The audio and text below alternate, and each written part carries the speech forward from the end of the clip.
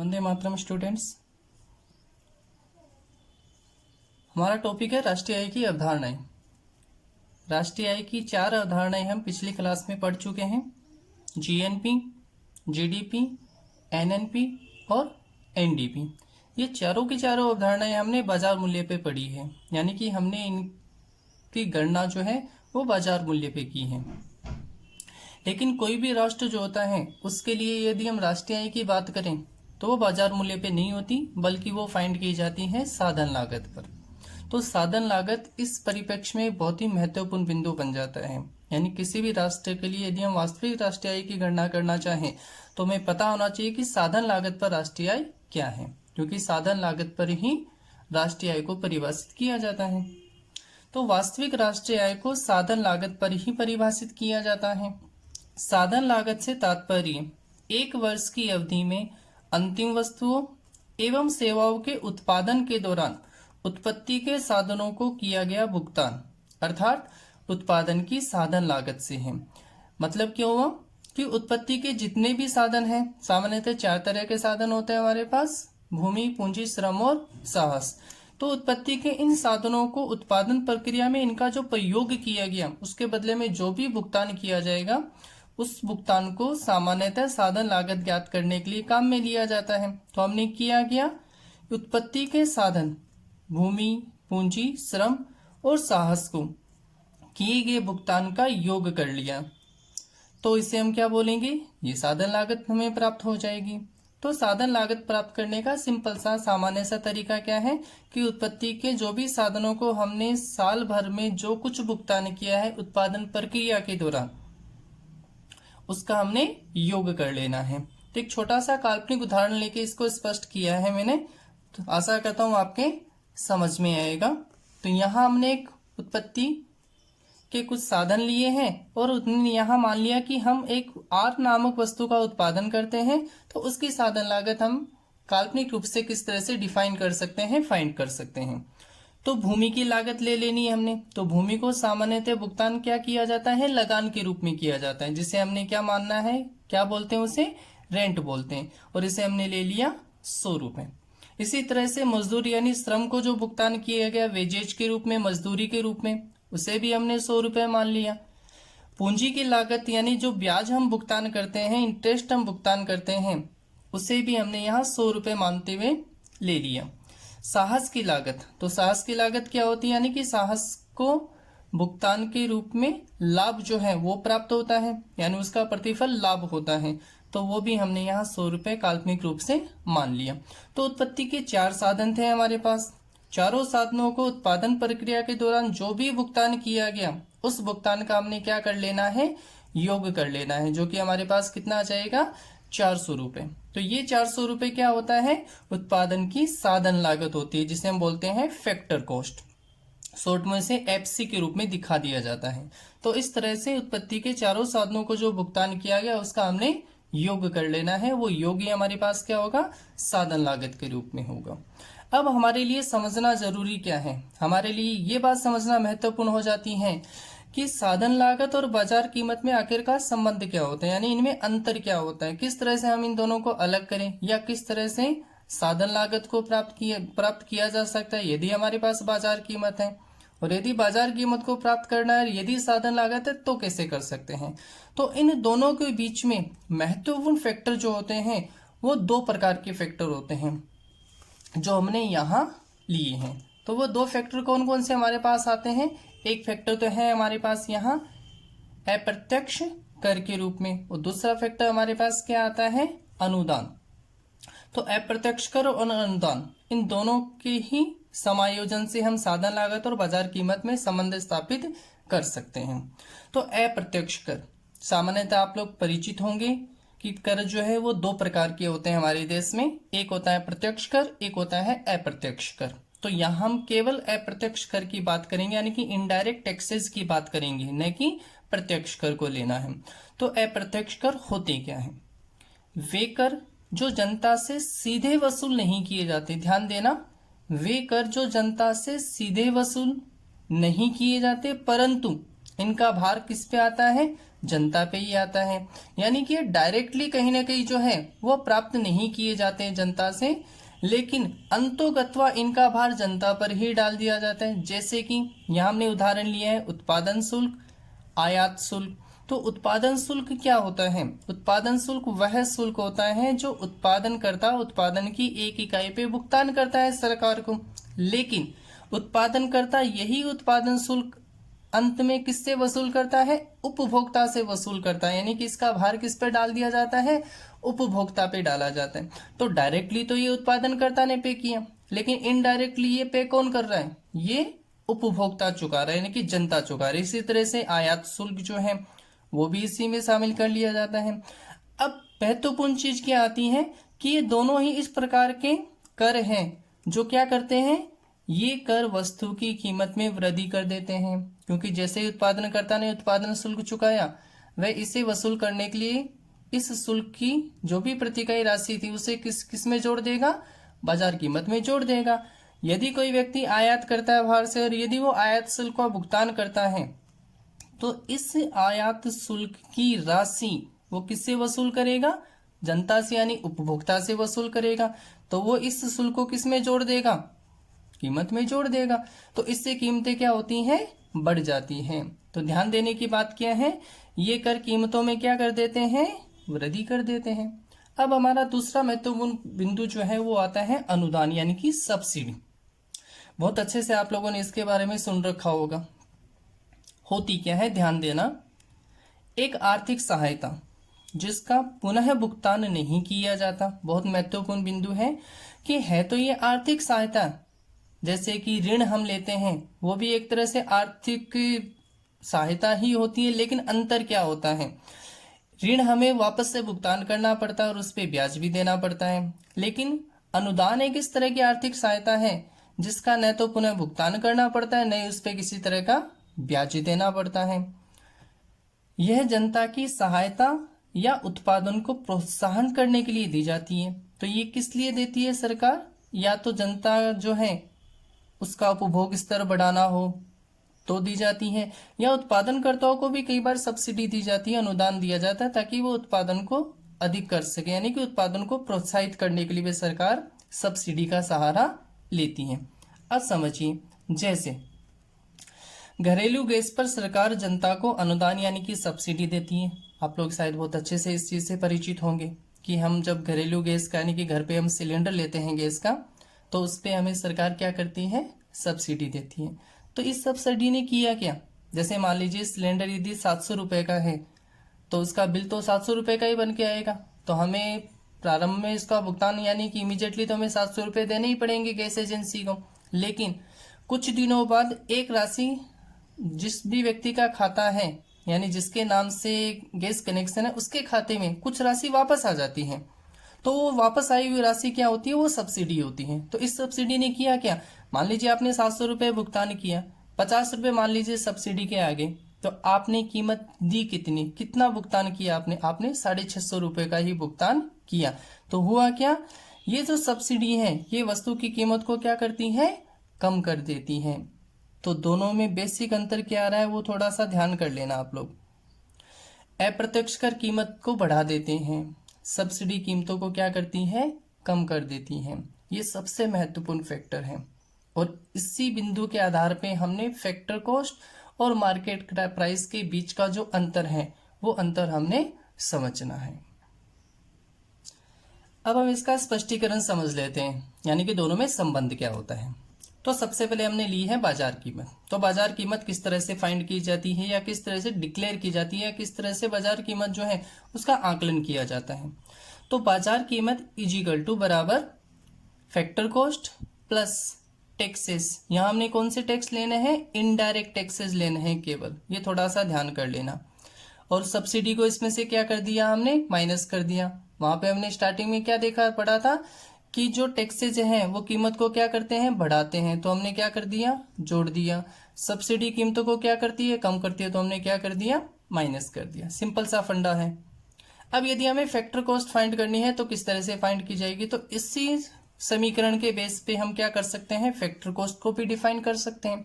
तो factor cost is equal to जो market price है हमारे पास उसमें से हमने क्या किया, जो जोड़ा था वो घटा दो, जो घटाया था वो जोड़ दो। तो market price minus taxes, indirect tax है ये, और प्लस सब्सिडीज। तो इस तरह से इन दोनों को समीकरण के माध्यम से डिफाइन किया जा सकता है। तो मे भी आप लोगों को इनका अंतर और इनके बीच जो संबंध है वो समझ में आ गया होगा। इन दोनों के बीच में दो फैक्टर्स काम करते हैं, कौन कौन से, टैक्सेस और सब्सिडीज, और इन्हीं दोनों के समायोजन से आप मार्केट प्राइस और फैक्टर कॉस्ट इन दोनों तक पहुंच सकते हो, यानी कि इन दोनों में संबंध स्थापित कर सकते हो।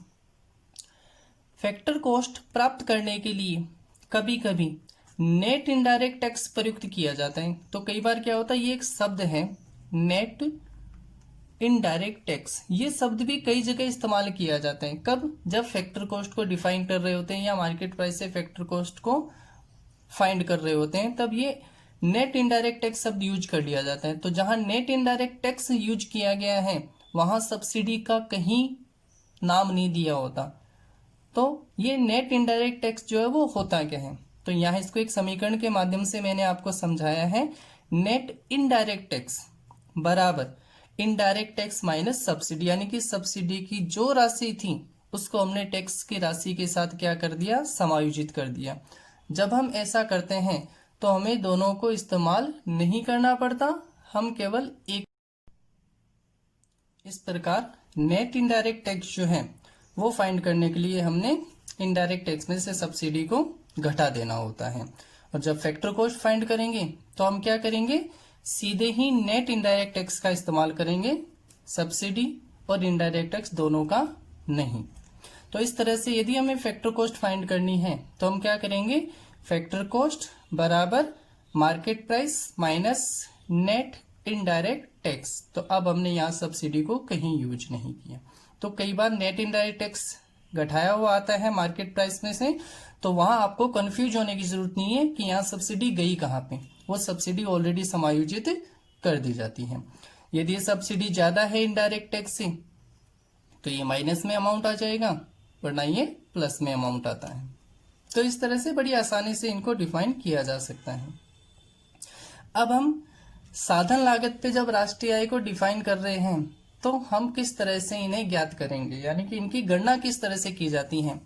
तो जीएनपी जो कि मैंने बाजार कीमत में पहले फाइंड किया हुआ था, अब उस बाजार कीमत वाले जीएनपी को ही मैं यहाँ यूज करूंगा। यहाँ देखिए मैं फैक्टर कॉस्ट में कन्वर्ट करने के लिए मार्केट प्राइस का सहारा ले रहा हूँ, क्योंकि मार्केट प्राइस पे जीएनपी ऑलरेडी मेरे पास है। तो उस मार्केट प्राइस पे जो जीएनपी मैंने फाइंड कर लिया, उस जीएनपी को काम में लेते हुए मैं जीएनपी को फैक्टर कॉस्ट में रूपांतरित कर रहा हूँ। तो सिंपल सा फंडा ध्यान रखना, हमने क्या ध्यान रखना है, हमारे पास दो चीजें होती हैं, इनडायरेक्ट टैक्सेज होते हैं और सब्सिडीज होती हैं। इनडायरेक्ट टैक्सेस को फैक्टर कॉस्ट फाइंड करने के लिए हमने क्या करना होता है, यहाँ मैंने बताया कि मार्केट प्राइस में टैक्स को घटा दो और सब्सिडी को जोड़ दो। और यदि आप नेट इनडायरेक्ट टैक्स यदि यूज कर रहे हो तो क्या करना है, मार्केट प्राइस में से केवल नेट इनडायरेक्ट टैक्स को घटा दो। अब आप पे डिपेंड करता है आप इन दोनों को यूज करते हो या केवल नेट इनडायरेक्ट टैक्स को यूज करते हो। मैं यहाँ पे केवल नेट इनडायरेक्ट टैक्स को ही यूज करते हुए समीकरण बना के आपको बता रहा हूँ। आप चाहो तो इनडायरेक्ट टैक्स और सब्सिडी दोनों को भी प्रयुक्त करके समीकरण को बना सकते हो, बता सकते हो। दोनों एक ही बात है, अलग अलग नहीं होगी। तो यहाँ देखिए जीएनपी एट फैक्टर कॉस्ट यदि मुझे फाइंड करनी है तो मैं क्या करूंगा, तो यहाँ मैंने क्या किया, यहाँ मैंने लिया है जीएनपी एट मार्केट प्राइस। अब मेरे को इसमें से माइनस करना है, क्या माइनस करना है मेरे को इसमें से, मेरे को इसमें से माइनस करना है नेट इनडायरेक्ट टैक्स को मैंने क्या कर, टैक्सेस को मैंने क्या करना है, घटा देना है। बात में भी आपके समझ में आ गई होगी। यदि मैं यहाँ पे टैक्स और सब्सिडी दोनों को यूज करता तो मेरा समीकरण या फॉर्मूला क्या बनता, यहाँ मैं उसे भी डिफाइन करके बता रहा हूं आपको। जीएनपी ऑन मार्केट प्राइस मेरे को क्या करना पड़ता, तो सीधा सीधा सा सिंपल सा फॉर्मूला हमारे पास क्या है, टी टैक्स जो है वो तो हमने क्या करने हैं, घटा देने हैं, माइनस टैक्सेस, उस सब्सिडी को मेरे को यहाँ पे लाके क्या कर देना है, जोड़ देना है। तो ये सिंपल सा काम है। तो हमारे पास समीकरण या फॉर्मूला क्या बनेगा, GNP eight market price minus taxes plus subsidy. क्या आ जाएगा, जीएनपी एट फैक्टर कॉस्ट। यदि आप केवल नेट इनडायरेक्ट टैक्स यूज करते हो तो सब्सिडी को यूज मत करना, और केवल टैक्सेस यूज करते हो तो सब्सिडी को यूज करके बताना, साथ में दोनों ही सही है। अब यदि मुझे GDP on eight factor cost find करना तो मैं क्या करूंगा, बताइए। देखिए क्या करूंगा, सिंपल सा काम है। जैसे यहां मैंने जीएनपी एट मार्केट प्राइस लिया, यहां मैं क्या लूंगा, यहां मैं लूंगा GDP at market price minus net indirect tax minus net indirect tax.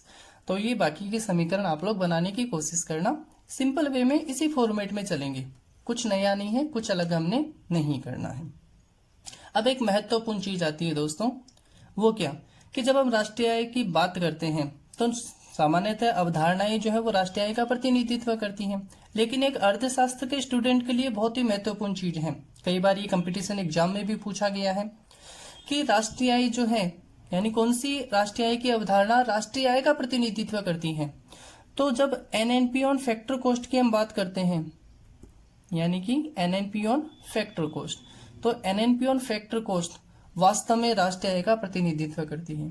तो अर्थशास्त्र के स्टूडेंट के लिए बहुत महत्वपूर्ण चीज है कि वास्तव में राष्ट्रीय आय क्या होती है, वास्तव में राष्ट्रीय आय एनएनपी ऑन फैक्टर कॉस्ट ही होती है। तो मैं भी आप लोगों को अच्छे से समझ में आ गया होगा बाजार कीमत और साधन लागत में अंतर क्या होता है, और किस तरह से बाजार कीमत पर जो राष्ट्रीय आय हमने फाइंड कर रखी है उसको किस तरह से हमने फैक्टर कॉस्ट में कन्वर्ट करना है। अब हम अगली अवधारणा की तरफ बढ़ते हैं। तो अगली अवधारणा हमारे पास आती है निजी आय, यानी कि प्राइवेट इनकम। तो प्राइवेट इनकम क्या होती है, तो प्राइवेट से आपको समझ में आ गया, निजी यानी कि हम व्यक्तिगत तौर पे ही सारी बातें करेंगे यहाँ पे। तो निजी आय या प्राइवेट जो इनकम है वो होती क्या है।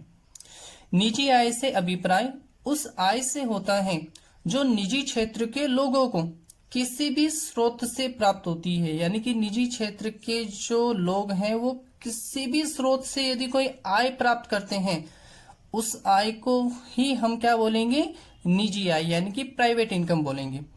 इसके अंतर्गत निजी क्षेत्र को मिलने वाली सभी आय भुगतान, ध्यान देना थोड़ा सा, सारे के सारे आय भुगतान लेने हैं, समस्त गैर आय भुगतान भी इसी अंतर्गत आ जाएंगे।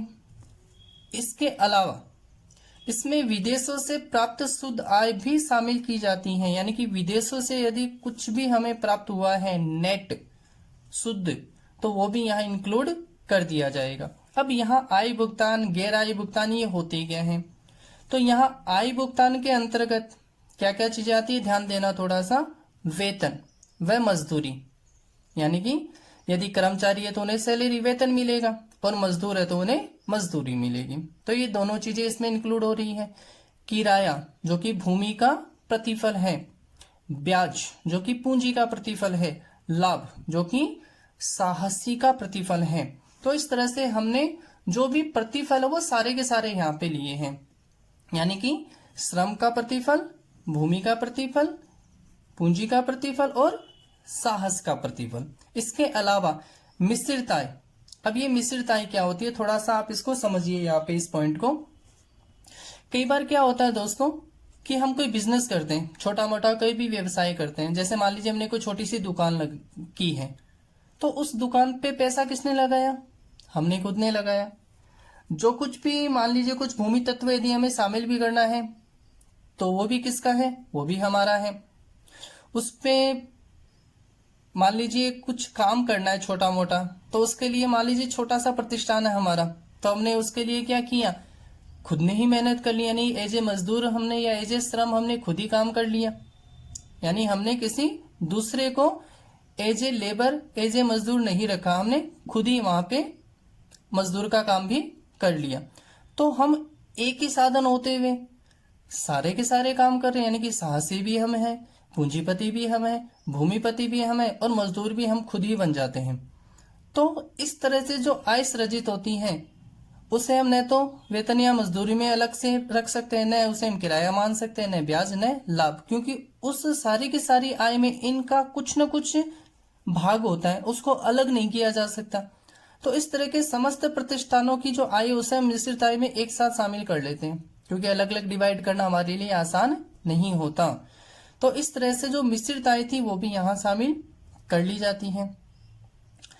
अब गैर आय भुगतान क्या होते हैं? तो ये प्रतिफल के रूप में, तो यानी कि हम कोई काम करें और उसके प्रतिफल के रूप में मिला, वो तो ये होता नहीं है। तो गैर आय भुगतान क्या होते हैं? गैर आय भुगतान में समस्त हस्तांतरण भुगतान शामिल होते हैं। यहाँ ये बहुत महत्वपूर्ण बिंदु होता है अर्थशास्त्र के दृष्टिकोण से कि हस्तांतरण भुगतान क्या होते हैं। तो ऐसे समस्त भुगतान हस्तांतरण भुगतान होते हैं जो बिना आर्थिक क्रिया के हमें प्राप्त हो जाते हैं, यानी कि उनके लिए हमने कोई निश्चित आर्थिक क्रिया की ही नहीं, बिना आर्थिक क्रिया के हमें प्राप्त हो गया। फॉर एग्जाम्पल, जैसे मान लीजिए कुछ स्कॉलरशिप मिल गई हमें, तो वो स्कॉलरशिप के लिए हमने कुछ अलग से मेहनत थोड़ी की थी, तो वो स्कॉलरशिप किस में शामिल हो जाएगी? वो हस्तांतरण भुगतान में शामिल हो जाएगी। कोई पुरस्कार मिला हमें 50,000 का, 1,00,000 रुपए का, तो वो पुरस्कार भी हमारी आय को क्या करेगा? बढ़ाएगा। तो इस तरह के समस्त भुगतान जो बिना आर्थिक क्रिया के हमें प्राप्त होते हैं वो हस्तांतरण भुगतान होते हैं। वे सारे के सारे भी निजी आय में शामिल कर लिए जाते हैं।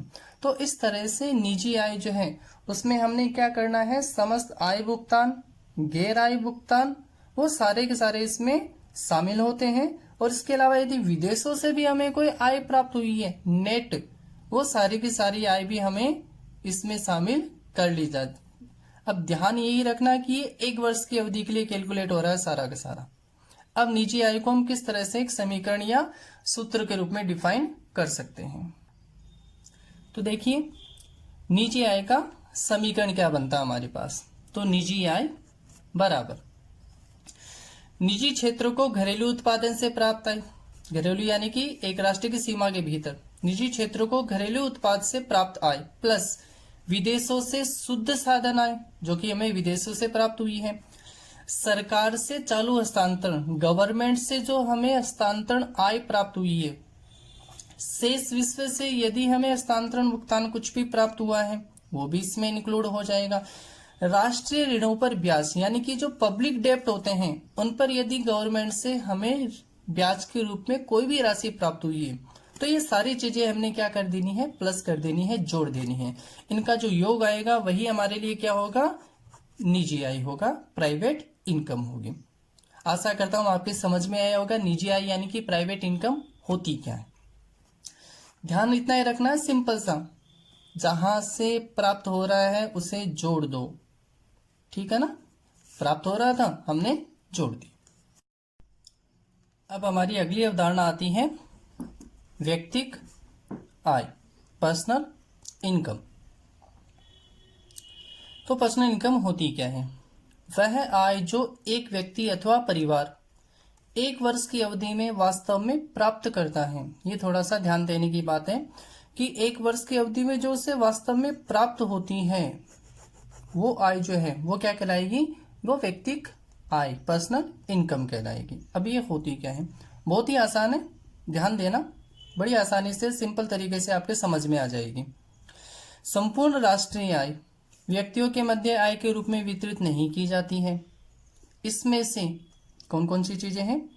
इसमें से निगम कर, कंपनियों द्वारा अवितरित लाभांश, सामाजिक सुरक्षा अंशदान जो कि किस रूप में होता है? प्रोविडेंट फंड है, पेंशन के लिए जो भी कंट्रीब्यूशन है या बीमा का जो भी प्रीमियम आता है, तो ये सारी चीजें सामाजिक सुरक्षा अंशदान होती हैं। इनको हमने क्या कर देना है? कम कर देना है तथा हस्तांतरण भुगतान जोड़ दिए जाते हैं। सिंपल सा फंडा है, ध्यान क्या रखना है कि जिन जिन से हमारी आय कम होती है वो हमने क्या कर दिए? घटा दिए, और जिनसे बढ़ रही है उनको क्या कर दिया? जोड़ दिया। इससे बढ़ेगी, जोड़ दो, बाकी इन सब से क्या होगी?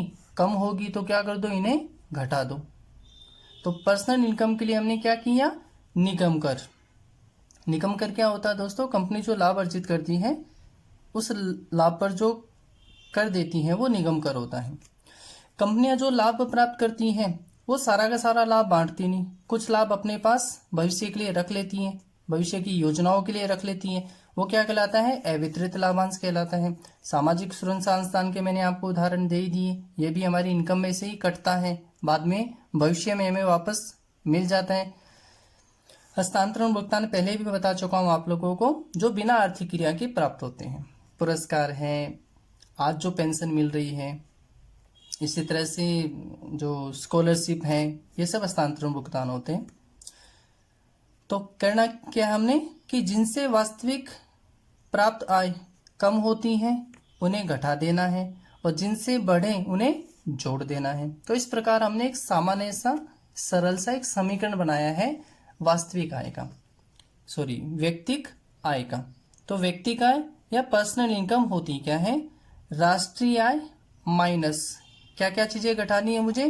निगम कर को घटाना है, कंपनियों का अवितरित लाभांश घटाना है, सामाजिक सुरक्षा का अंशदान घटाना है। इन तीनों चीजों को मैंने क्या किया? प्लस किया। और क्या किया? राष्ट्रीय आय में से माइनस, जोड़ा क्या मैंने? हस्तांतरण भुगतान को लाके जोड़ देना है। तो इस तरह से जो आय मुझे प्राप्त होगी वो होगी व्यक्तिक आय यानी कि पर्सनल इनकम। आशा करता हूं आपके समझ में आया होगा। जिनसे हमारी आय बढ़े उन्हें जोड़ दो, जिनसे घट रही है उन्हें घटा दो। अब हमारी अगली जो अवधारणा है वो है हमारे पास खर्च योग्य आय, जिसे हम बोलेंगे प्रयोज्य आय यानी कि डिस्पोजेबल इनकम। तो यहां देखिए, जो भी व्यक्तिक आय मुझे प्राप्त हुई है, जो भी पर्सनल इनकम मैंने गेन की है, अर्जित की है, क्या वो सारी की सारी आय में खर्च कर सकता हूं? नहीं कर सकता। प्रश्न आता होगा कि भी क्यों नहीं कर सकते, हमारी आय है, खर्च क्यों नहीं कर सकते? तो पर्सनल इनकम मैंने जो भी प्राप्त की है ठीक ऊपर वाली अवधारणा में, वो सारी की सारी पर्सनल आय में खर्च नहीं कर सकता। उस इनकम में से अभी मुझे कुछ समायोजन और करने पड़ेंगे। अब वो समायोजन करने के बाद जो मेरे पास शेष बच जाएगा, वो शेष मैं चाहूं तो अपनी मर्जी से चाहे जैसा उसका इस्तेमाल कर सकता हूं। सरकार जिन कामों में खर्च करने के लिए परमिशन देती है, अलाउ करती है। परिवार या व्यक्ति को प्राप्त समस्त व्यक्तिक आय खर्च योग्य आय नहीं होती, यानी कि जो कुछ भी पर्सनल इनकम मैंने गेन की है वो सारी की सारी पर्सनल इनकम जो है खर्च योग्य आय नहीं हो सकती।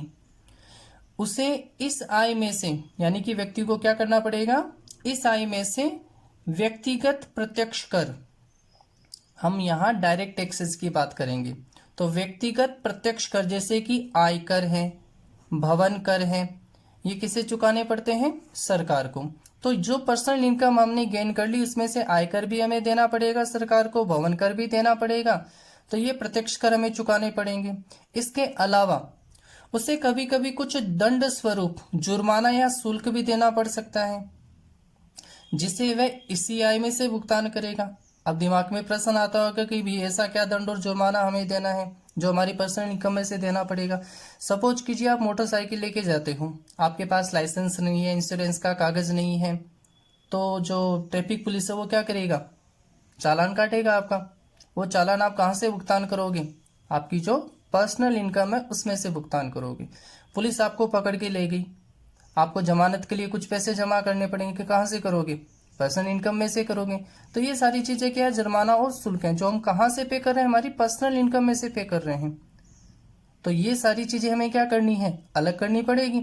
तो हमने प्रत्यक्ष कर अलग करना है, और यदि कुछ इस तरह का जुर्माना या शुल्क है साल भर के अंतर्गत, तो वो भी हमें क्या करना है? अलग करना है। अब जो शेष बचेगा, वो शेष हमारे पास जो आय है वो होती है खर्च योग्य आय। उसे हम चाहें तो अपनी मर्जी से खर्च कर सकते हैं।